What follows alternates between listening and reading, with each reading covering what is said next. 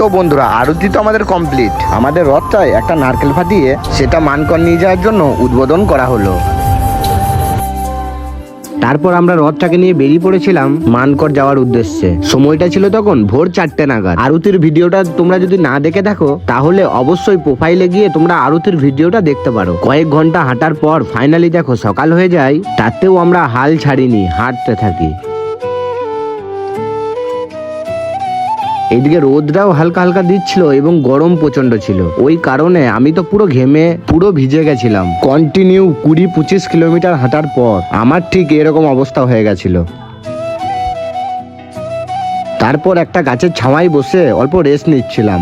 দেখলাম দেবশালা গ্রামের কিছু ছেলেরা রথ নিয়ে যাচ্ছে, তারই পেছনে ছিল কোটা গ্রামের ছেলেরা। তারপর কন্টিনিউ কয়েক কিলোমিটার হাঁটার পর ফাইনালি আমরা পৌঁছে গেলাম নতুন হাট। দেখলাম প্রতি বছরের মতো এখানে থাকার ব্যবস্থা এবং খাওয়া দাওয়ার ব্যবস্থা রয়েছে, তাই আমি নিয়ে চলে এলাম মুড়ি, কুমড়োর তরকারি আর বোঁদে। আমার প্রচন্ড খিদে পেয়েছিল, তাই আমি খেতে শুরু করে দিলাম। এদিকে দেখলাম আমার পাশে সবাই ঘুমিয়ে পড়েছে, তাই আমিও ঘুমিয়ে পড়লাম। কয়েক ঘন্টা ঘুম দিয়ে আমিও হাঁটতে শুরু করে দিলাম। আমাদের যে রথটা ছিল সেই রথটা আগেই আমাদের টিমের ছেলেরা সব নিয়ে চলে গেছিল।